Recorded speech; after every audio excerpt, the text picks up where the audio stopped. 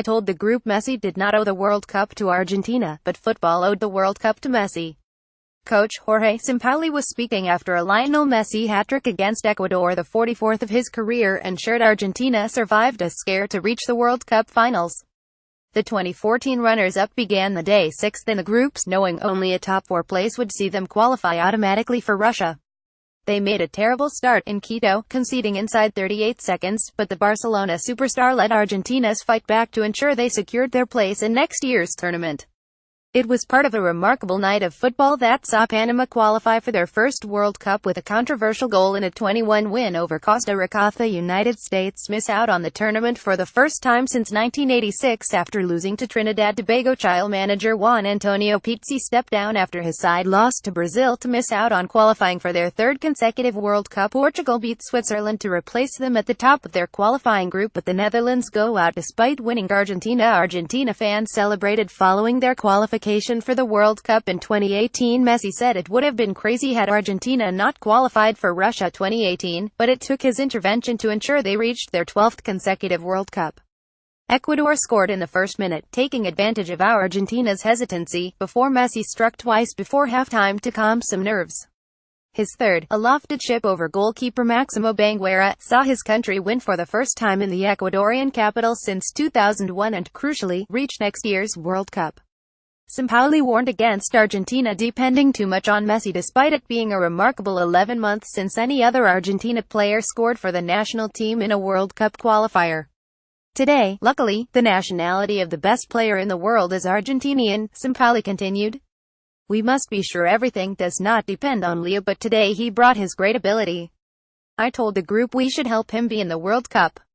Panama settled between Kuwait and Moldova as the world's 131st most populous nation. Panama's biggest football achievement up until Tuesday evening was finishing as runner-up in the 2013 Gold Cup.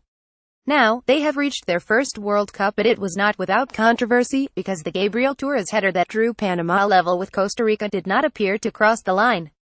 Despite furious complaints from the visitors, the goal stood, and Roman Torres struck in the final few minutes to send Panama through. It was a neat reversal of fortunes for Panama, who missed out on qualifying for the last World Cup after conceding 2 goals in stoppage time against the U.S. in 2013. This time, though, it was their 87th-minute winner that ensured their place in Russia at the expense of the U.S.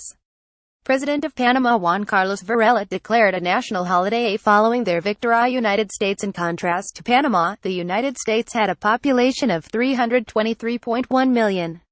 Their opponents on Tuesday, Trinidad and Tobago, have a population of 1.3 meters, roughly the same as the U.S. state of Maine.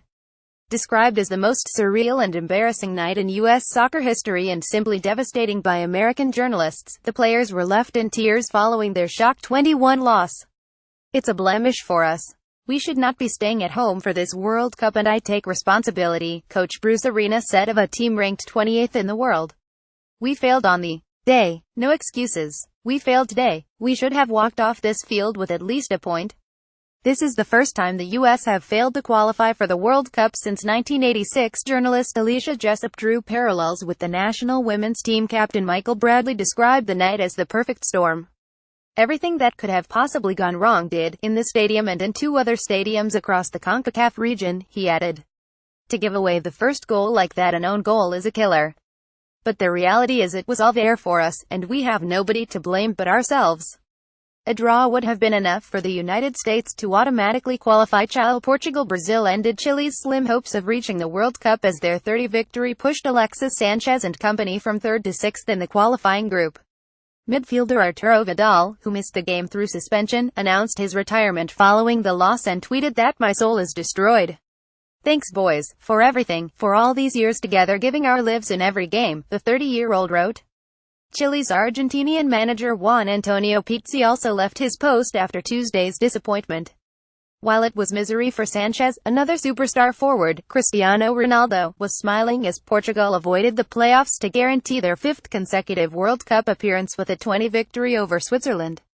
But the Netherlands, 3rd in the 2014 tournament, are out, despite beating Sweden 20. The Dutch needed a 7-goal win to nudge their opponents out of the playoff berth behind group winners France. Singer Madonna watched Portugal beat Switzerland along with her son, David. God is Panamanian. How the papers reacted.